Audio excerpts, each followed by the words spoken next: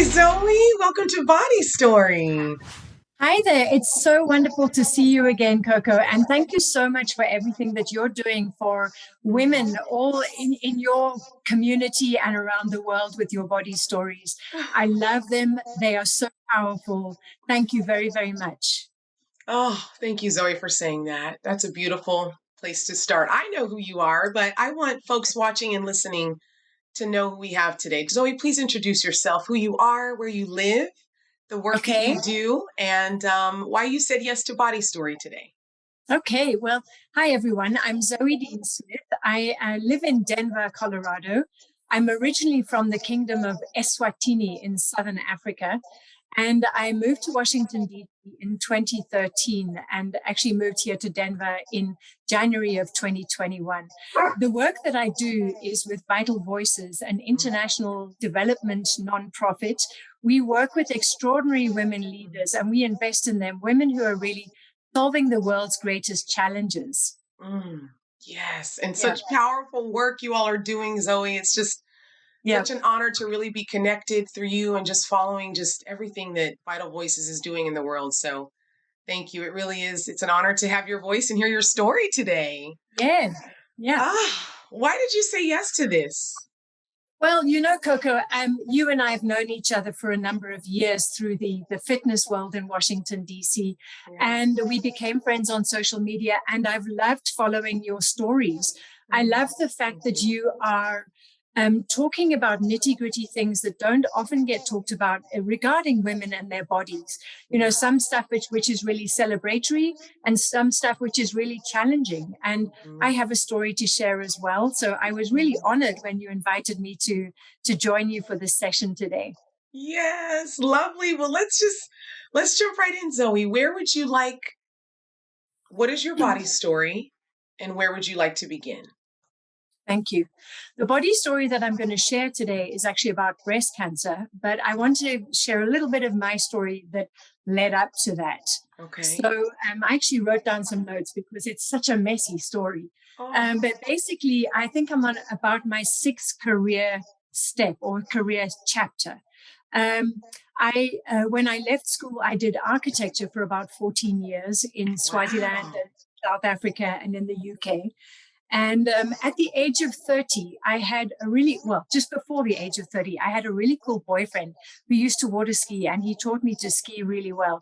So at the age of 30, I decided actually what I wanted to do was I wanted to work at Club Med as a water skiing instructor. So I applied for the gig. I created this really funny resume, applied for the job, and I got it. And I spent a year Wow. in Mauritius, on the island of Mauritius in the Mm. Indian Ocean as a water skiing instructor, which was really, really cool. And and Club Med works in 6 month seasons. And in my second season, I had a boss who wasn't great. Okay. So I wanted to stay at Club Med, but I didn't like him. He wasn't changing at the end of that season. So I thought, you know what? I'm not staying here. I don't respect him. I don't want to be here. And I Mm. went back home, back into architecture. And then I got downsized out of my job. But my boss found me my next job, which was doing administration and human resource management in a microfinance institute. And at the same time, I used to do a Okay. lot of theater, amateur theater in Swaziland, and I produced the Rocky Horror Show. I don't know if you know the show. Such a Renaissance woman. Zoe, I'm sitting here like, we met as spin instructors. You've had like three lives. Lordy, Many this is lives, many lives. incredible. Yeah. So in the Rocky Horror Show, there was an amazing woman called Jenny Thorne who I cast in the role of Magenta, sort of a very big personality, and we became quite good friends. And after I left that microfinance organization, it went into liquidation.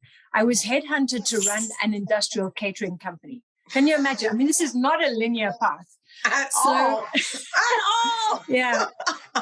And I did that for about a year. And I realized I was really out of my depth because I didn't know anything about industrial catering. I could do the admin and the sort of back office stuff, but didn't know enough about the job. So I actually left that job.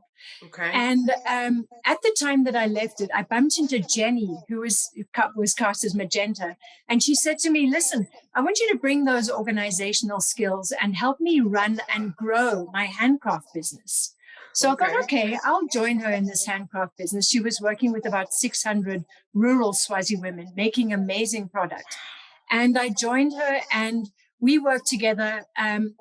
About 4 years into that relationship, she passed away very suddenly from leukemia. So I landed up being the person basically with the organization's responsibility on my shoulders, Wow. and really it was such a fantastic experience with Jenny. We brought different elements to the business, Mm. and we continued to grow. And about 7 years into it, I kind of felt like I was reaching my glass ceiling within the business. You Okay. know, I'd made all the changes I was going to make, and there were two younger women in the business with me. And I thought, okay, it's time for me to move out. And we'd also started working with the International Finance Corporation, which is based in DC. And Okay. they'd started investing in our social enterprise model. And so when I decided to leave, they freaked out and they said, no, you can't leave. You know, you're the captain of the ship. You got to stay. And I said, no, I've got my successor. I'm ready to move on. She's ready to step in. And they said, okay, well, we want you to launch this foundation that you've been talking about.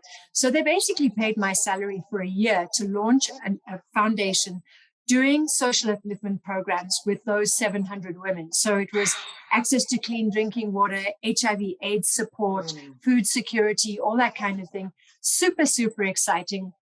And then after that, I started doing consulting work with the International Finance Corporation, with Vital Voices, who I work with now, and with TechnoServe. And I did that for 4 years, traveling around the world, mentoring and training women leaders who are making change in their communities. Yes. And then all of that funding came to an end at the same time. And I found a job with a foundation. So this was like a big foundation compared with a little one that I'd started in Swaziland, working in 42 countries around the world. I loved the job and I had a terrible boss. Terrible, terrible, terrible boss. And I eventually left because of my boss. Okay. His name was William. And every year since I turned 40, I've had mammograms, and I've always had clear mammograms. And then that mammogram that I had just after I left that job showed some new calcifications.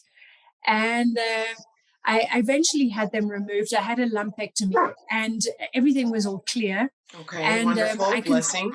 Yes. And I considered that as being getting William off my chest. You know, it's like finally having this negativity in my body. So after that, I moved to Washington, D.C. in March of 2013. And I head up our leadership and social impact programs and have been doing that for all this time. And it's been amazing. So that's sort of like my career history. I started teaching fitness in 1992.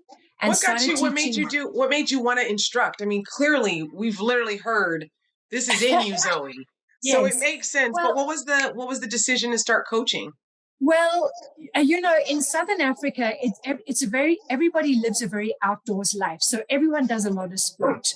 And aerobics and fitness was something I really enjoyed doing. And I like teaching. So I just thought, okay, I'm going to do this. There was a shortage of instructors. So I certified in 92, and then I became an indoor cycling instructor in 1998. Can't believe it's that long. And I'm still teaching. So wait, I want to, because for me, I was just blown away to hear your career path.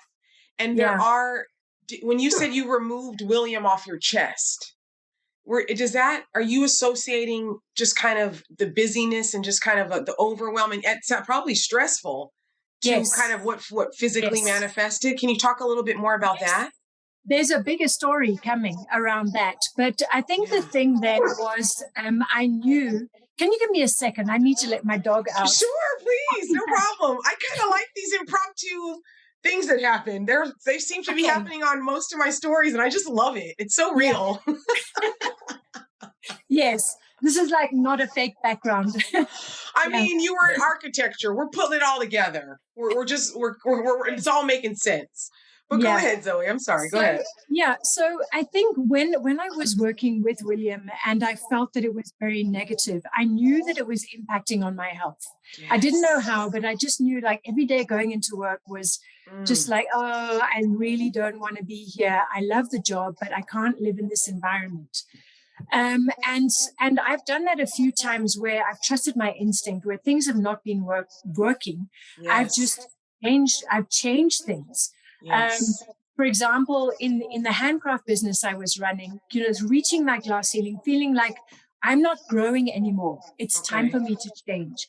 And when I made that decision, within, I think it was about a week of me deciding I'm going to leave this business, two different consulting opportunities came up out of the universe, just like, Yeah. okay, shut the door and this new opportunity comes. But if you sit in procrastination, it's not going Mm. to happen. You've got to make the Mm. decision. So with that, what can you describe what like I call like gut wisdom?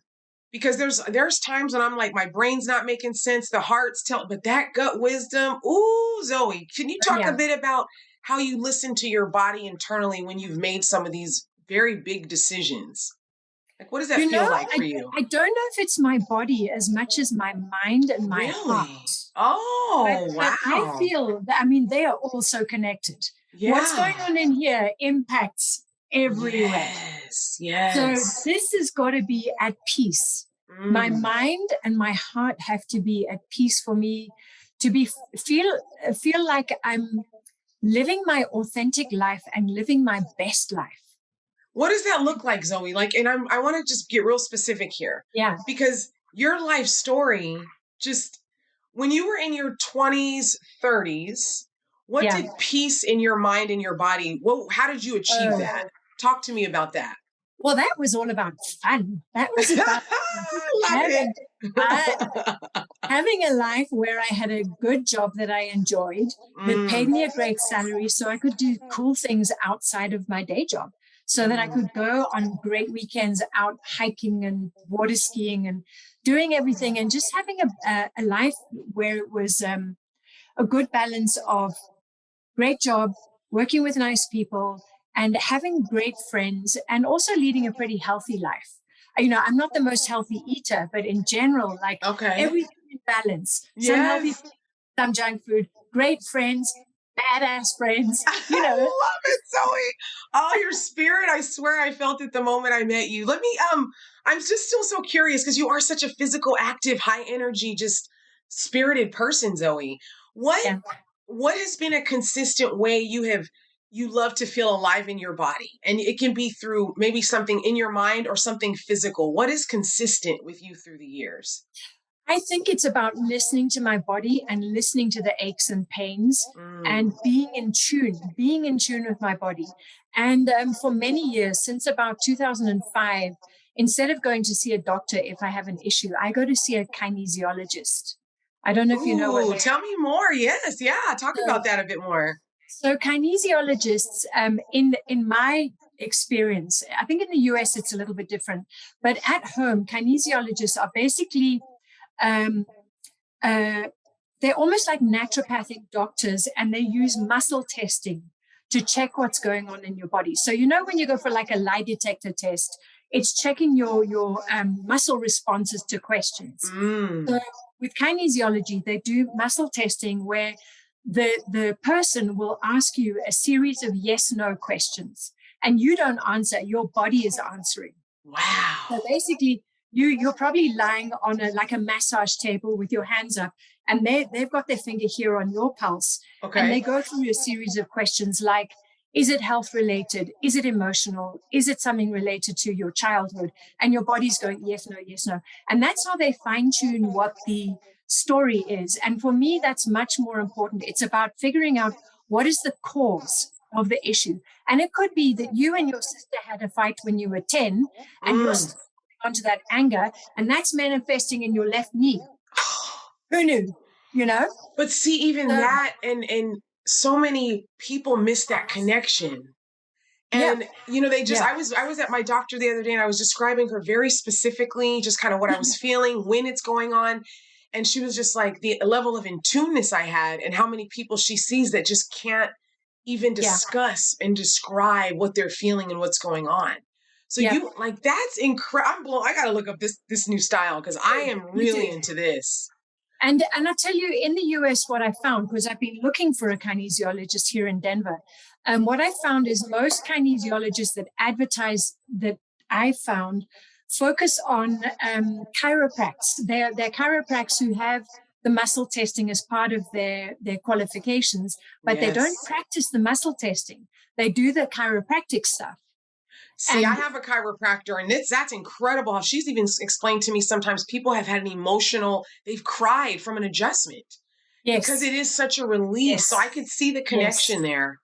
I've Wow. got someone I can connect you with in DC after the call. Okay, Yes, great, Zoe. Gosh, this is just yes. now. How has this, instead of going to see a doctor first, what have you noticed has made a difference in your body with doing that instead of going to Well, a traditional first of doctor? all, I'm not going to be taking any meds. Yes. Okay. How do you So I'm feel not about that? putting, Yeah, I yeah. would much rather not take any medication. Mm, I would rather adjust what I'm eating, adjust my exercise, do more meditation, all the stuff that we manage ourselves yes. is that for me the way to do it. And Mm, what's happened with me with kinesiologists is usually they will give me things like, okay, you need for the next 3 days you need to take 5,000 milligrams of vitamin C, and then you probably need to take these drops with your food. So it's all very homeopathic and yes. natural remedies.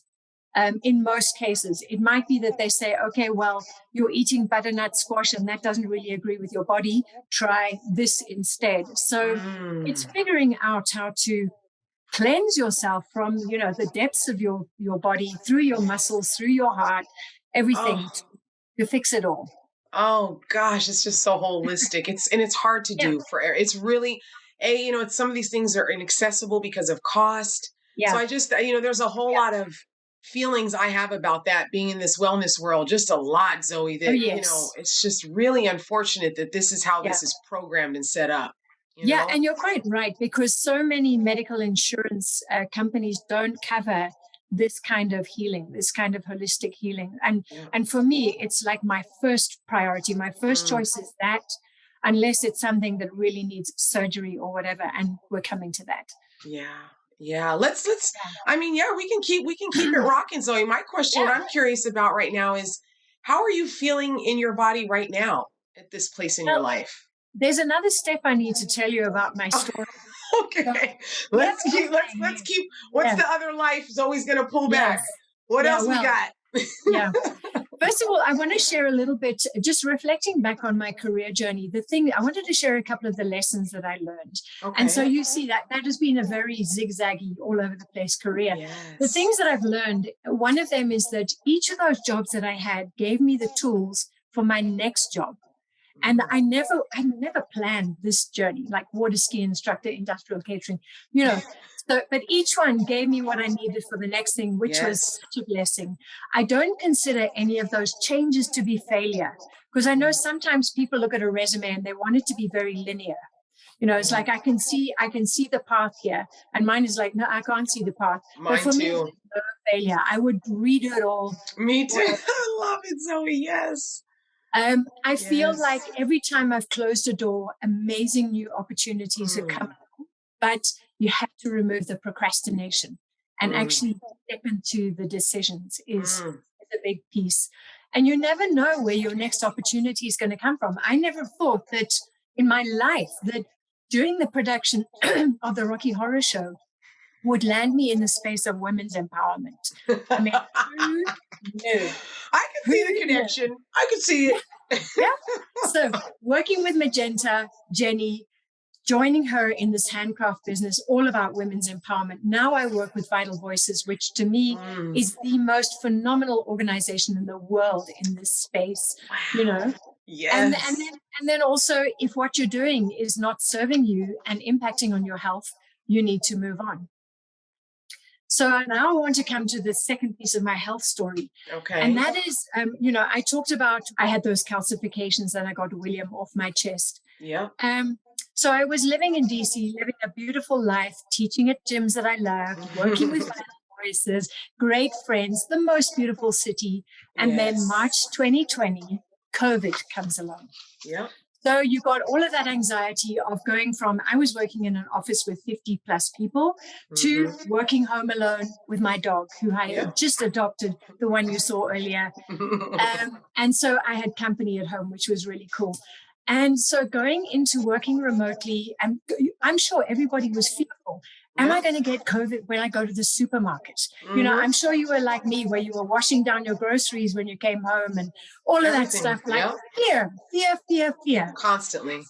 And then we had the Black Lives Matter movement, which exploded, which needed to explode, but it brought a lot of anxiety, a lot of difficult discussions, a lot of stress. Yep.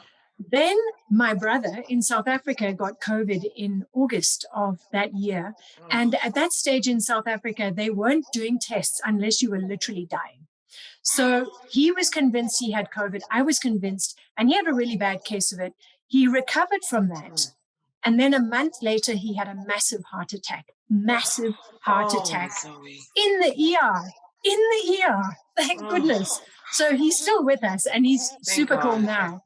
But again, it was anxiety. So COVID, stress, anxiety, all loneliness, all of these things. And so many people just it's just such a difficult to even think back. It wasn't so long ago, but gosh, it's just so heavy PTSD. Feeling. I felt the heaviness. Yeah, right away. Yeah. Just right away. And so when that happened with my brother, I started thinking, am I doing the right job? Am I living in the right place? My family is all in Swaziland and South Africa. And I was thinking, what am I doing? And I started thinking, well, I don't think I can go back home to Southern Africa. Where do I want to live? Because the other thing was a big focus in DC. You'll remember the massive focus on politics leading up to the election.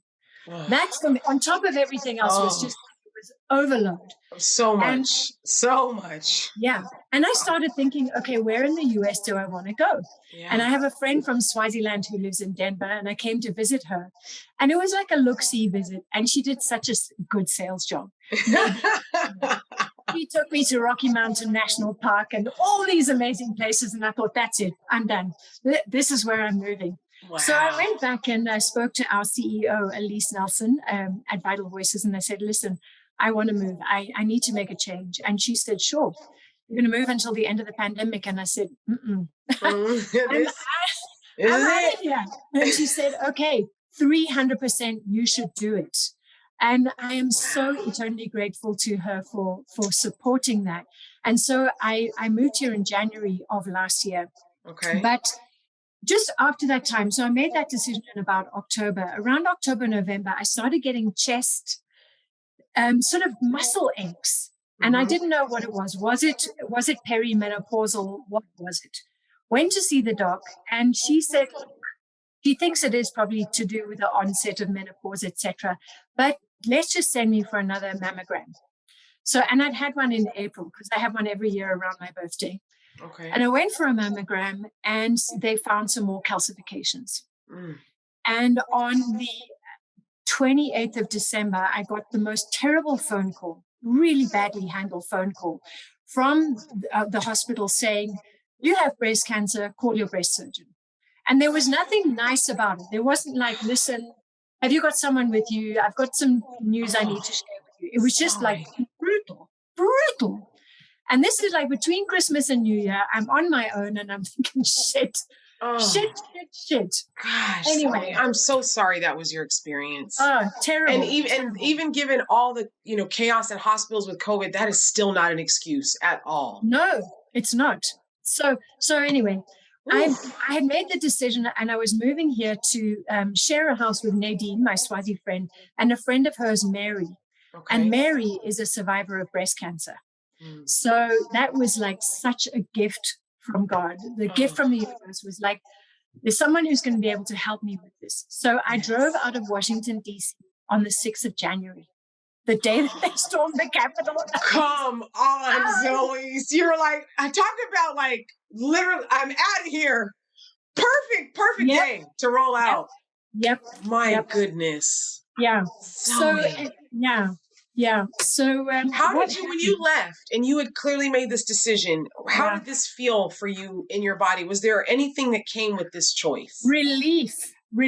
Like I cannot cope with this political scenario that's going on in the city. cannot cope with it. So I drove out and it was a relief. And then, and it was a 3-day drive and it was a very anxious drive. I had my dog and you see, she's 100 pounds. And she didn't like being in the car for 3 days as I drove from DC to Denver. And the whole time, I also knew I had my breast cancer was something called DCIS, which is ductal carcinoma in situ. And it's basically cancer that gets into the milk ducts. Yep. And it's very contained, yep. but I had rapid spreading. It was like the most aggressive kind of cancer cell. So every day I was driving thinking, what is this bloody cancer doing while I'm not having it removed? You know, while I'm sitting in the car thinking about it, mulling over it. So that mental health side of things is a big thing.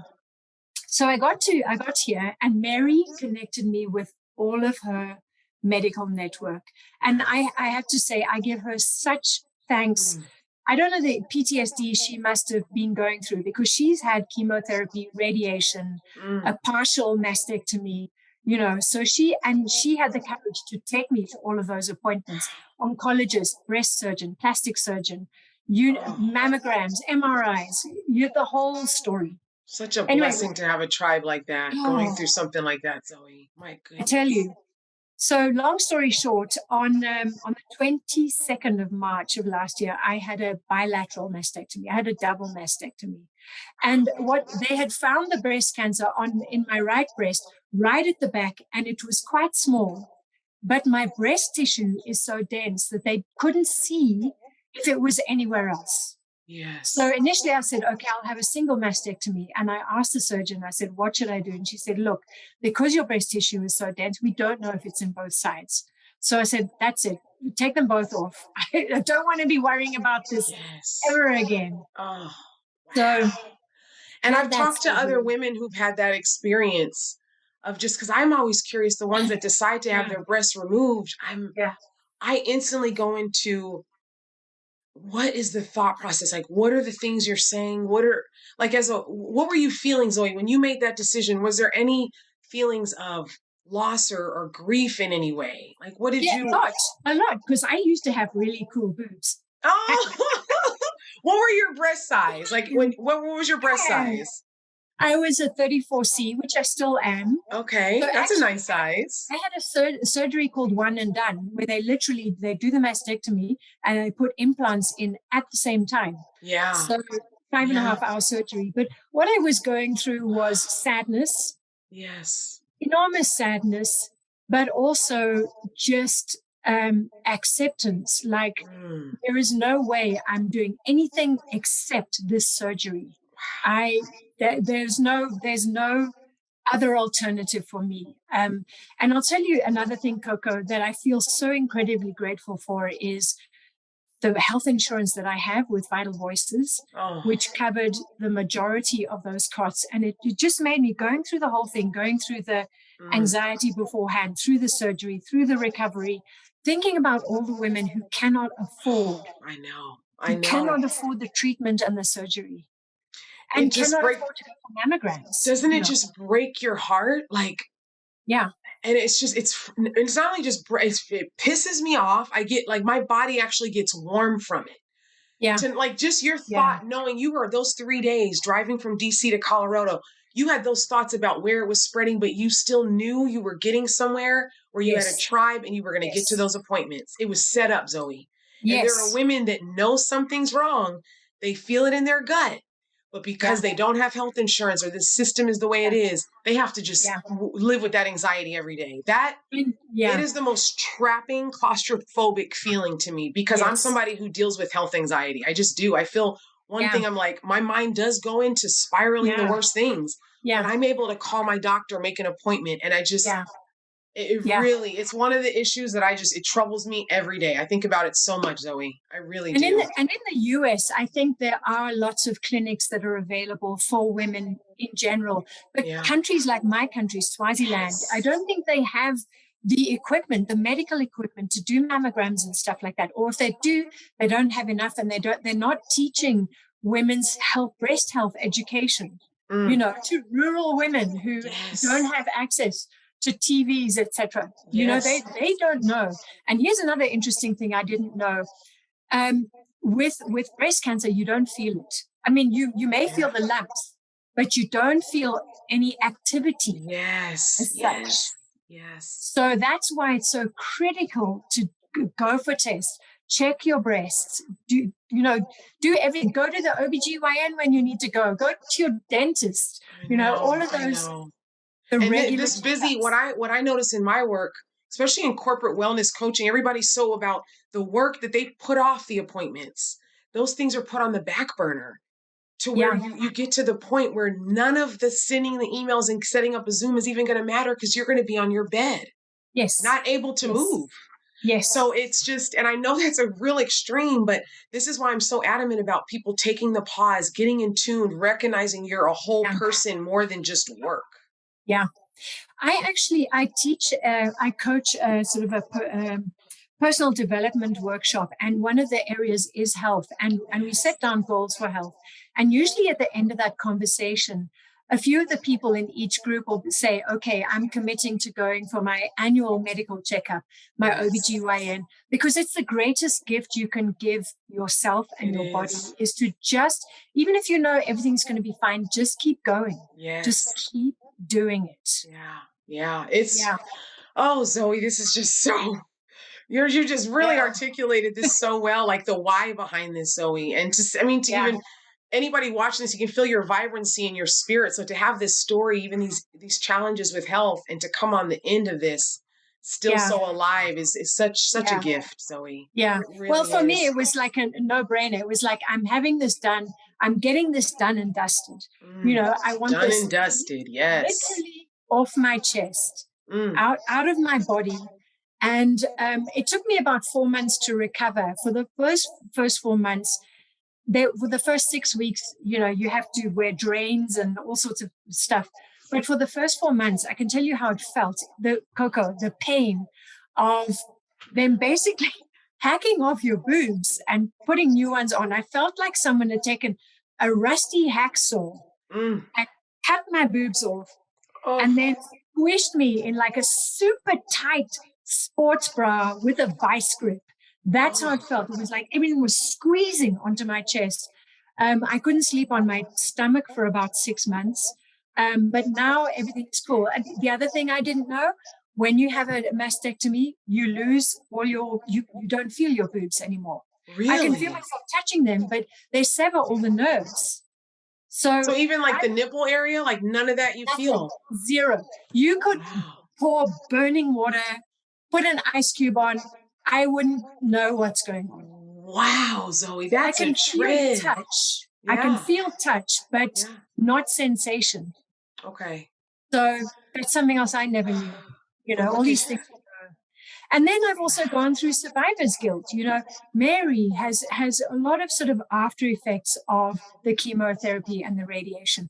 I feel like I came in, I got the surgery, I got it done and dusted, and I'm fine. I didn't have to have chemo. I mm, didn't have to have radiation. And there's that guilt of like I feel super, super lucky, and I feel so bad for women who have to go through all that stuff. And each time you go for a follow-up appointment, it's like, have we got it all? Or is it still there? yes. That kind of stuff. That I The feel mental the aspect. anxiety, and that's what I was curious about, Zoe. Even with, it's done and dusted, you have your new breasts. How does this still land in your body, even on the mental right now? Do you still It's think it about does it? and it doesn't. I'm going for regular checkups with both the breast surgeon and the plastic surgeon. But Okay. basically, I should be good now. This should be done and dusted for me for life. But That's a blessing. I still need to go for my checkups. They're probably going to have to replace my implants. I think it's got about a 10-year lifespan or something like that. Okay. And I'll be going for MRIs. I don't think I can do mammograms anymore because of the implants. Yeah. But I will still be going for all those checkups. But what I do now is I'm very much aware of, if I'm stressed about things, I'm on it, I'm dealing with it, because Mm, if that's how I manifest anxiety and stress, I don't want it to show mm, up in any other way, in any other part of my body. yes. Yes, So, do Zoe. I need to talk to a coach, a therapist, take some anxiety meds? Mm. get it out of my mouth, whatever I want to Yes. say, be Yes. authentic, share my truth, Yeah. Yeah, Zoe. share my Wow. truth in the moment. That's the big thing. Like, don't let anything fester. Just get it out there. Get it out there, whether it's sharing it with your best friend or, verbalizing stuff you're not happy with within your work environment or your marital environment, whatever it is, don't sit on it. Because that bottling up, our body gets it right. And I can tell. It's incredible, Yeah, Zoe. I can tell when I'm ruminating there's stuff in my head. yeah, And I yeah, shared something on Instagram recently about anxiety and dealing with it. As soon yeah, as I'm physical, yeah, everything's calm. Just getting into that body, yes, the connection there. yeah, Wow, Zoe. Oh my gosh, your yeah. life journey your I body know. story is just blowing my mind right now. Yeah. So one You last speak so piece. honest about it too. I just love that. So the last piece of Yeah. my that story is just before Christmas. I had one more piece. So what sometimes happens when you have um, implants is the breast tissue and the implant don't sort of mesh very well together. And I landed up having something called rippling here, where basically the top part of my boobs here look like corrugated iron, like Okay. crinkle cut chips. Okay. And so Yeah. what they do is they do something called fat grafting. You can opt to have this or you can leave the rippling. I wanted, my medical insurance was paying, so I wanted to get it like I want round boobs. Okay. So what they do is they do a fat grafting. And if you have enough body fat on other parts of your body, you can Yeah. take that. They basically syringe that out. It's like liposuction. And Okay. then they syringe it into to round that off. So I had that surgery on the 22nd of December. I just had my 6-week follow-up appointment this week. So Oh, I now great. have slimmer thighs where they Ooh, took off some of the ooh, fat and nice okay. round boobs. Slimmer thighs, round boobs. I'm here for What can it. I say? Oh, look at you with the No, little bonus perks in there. Zoe, you just I know. I gosh, know. your story is compelling. Do you have moments where you think like even right now, sharing this story, do you pause and just think about like, dang, that's my life. That's incredible that I've made it through these things. Do you ever think about that? I do and I don't. I kind of feel like it's part of my journey. So, Yeah. I'm a very spiritual person and I believe we all have our paths and there's Yes. purposes for everything. And I started writing a blog about the whole surgery and everything, and I need to finish it. And I want to share the story. I'm sure many other people have. I want to share my story to reach people who may be in similar situations or have Yes. friends and family who are in these situations to say, here's how it was for me. Um, and in fact, what was really interesting was on social media when I shared this story, I couldn't believe how many of my girlfriends messaged me and said, I had the same thing. I've had the mastectomy, I've had the reconstruction, and I'm fine. Women I would never have guessed how many. Because see, even that, Zoe, we're quiet about this, and I just, I think that this is kind of, I feel like these stories, when I kind of, I just feel like it's so important to talk about it because for people you knew to not know that, we're Yes, keeping it quiet. Is there yes, still shame? Is it just yeah, make us not strong? yeah, Like, what is it a yeah, flaw?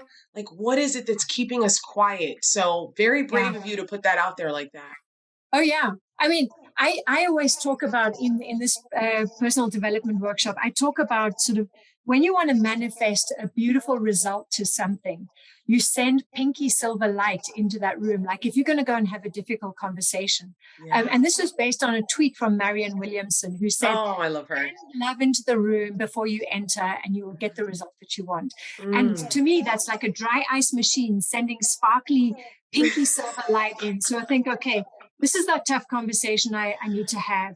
This is Yes. how I want to feel about it. This is how I want the other person to feel about it. And here's the outcome that I want us to both feel, or all of us feel great at the end of it. Like, okay, that wasn't so bad after all. And so before my surgery, I put something out on Facebook and I said, listen, all of you, my mates, I want you to send that pinky silver light into the hands of the surgeons who are working on me. Yes. And I got amazing messages, amazing. And I knew I had that energy with me in the surgery. Oh, it's so important. I love that mindset, Zoe, because that is powerful and that is real. Oh, yes. Oh, yes. So real. Oh Yeah. my gosh. I feel like Yeah. I'm glad I have a little break between something else I have to do today. I feel like I'm going to have to just sit. I always just have to have a process time after these interviews. You've shared so much, Zoe. Yeah. If there's a takeaway or something in particular you'd like to leave with people watching, women from their teenage years through your age group, what do you want to land with us? I've got a couple of little nuggets that I wrote down, and then I want to read a piece from Marianne Williamson, if I may. Please, Zoe, yes. So the things that I thought about that I'd love to share, the one is check who you're spending your time with and spend time with positive people. Surround yourself with positive people.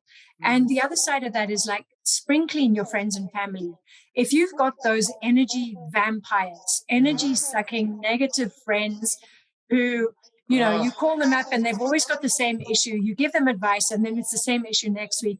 You need to actually release them with love and make space for beautiful new energy and new people to come into your life. That's one.